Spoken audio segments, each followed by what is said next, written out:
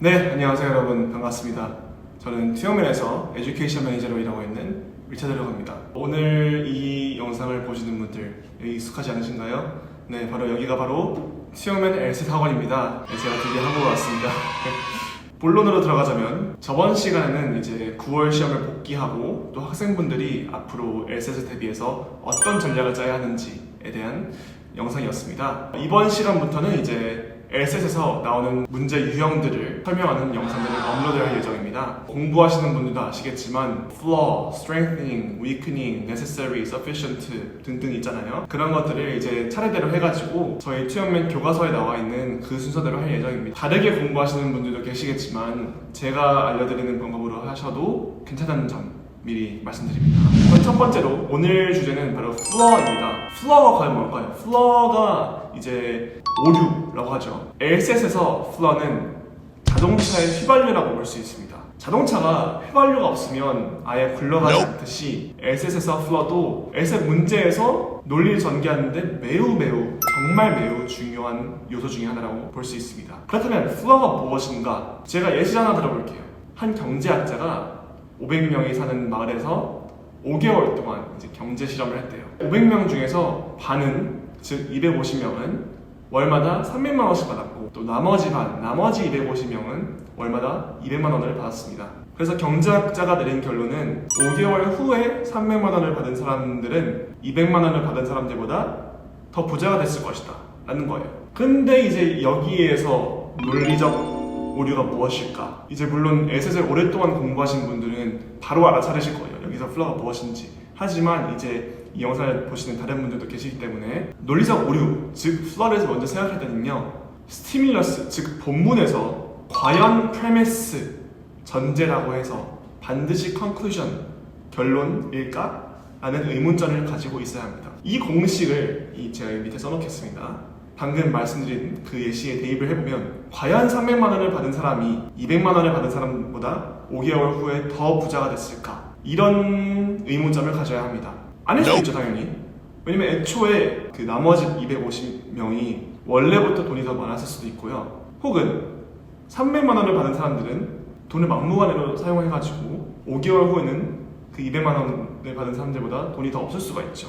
이러한 flaw를 LSAT에서는 이제 cause effect fallacy 혹은 causal fallacy라고 합니다.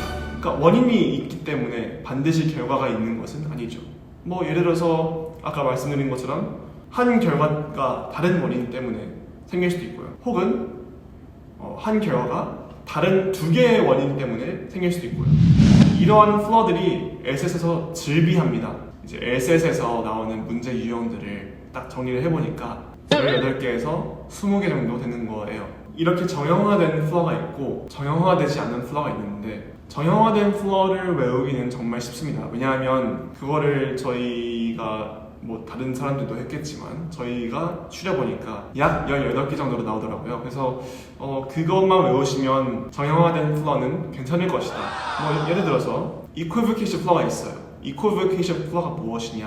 지문에서 Computers did a better job of predicting heart attacks 라는 문장이 있고 Computers were more accurate at identifying heart attacks in the group that were later confirmed to have heart attacks 이라는 문장이 있어요. 그럼 이 두 개를 비교했을 때 과연 심장병을 더 잘 예측하는 것과 아니면 심장병을 정확하게 예측하는 것이 같은 걸까요? 저는 아니라고 봅니다. 왜냐하면 심장병을 잘 하는 것이랑 정확하게 하는 것이랑 다를 수 있기 때문에 dubious evidence to dubious conclusion, 즉 lack of evidence라는 flaw가 있어요. 이 flaw가 무엇이냐? 제가 예시를 하나 들어볼게요. 철수가 동원이한테, 저한테 이 세상에는 유령이 있어 라고 합니다.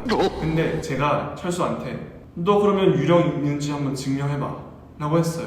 근데 철수가 유령이 있는 거를 증명을 못했어. 그래서 동원이가 제가 이 세상에 유령이 없다라고 결론 내렸어요. 근데 진짜로 과연 이 세상에 유령이 없는 걸까요? 아니면 철수가 증명을 하지 못했기 때문에 제가 막무가내로 결론을 내려버린 걸까요? 증거가 별로라고 해서 결과도 별로다 라고 하는 flaw가 dubious evidence to dubious conclusion 라고 합니다.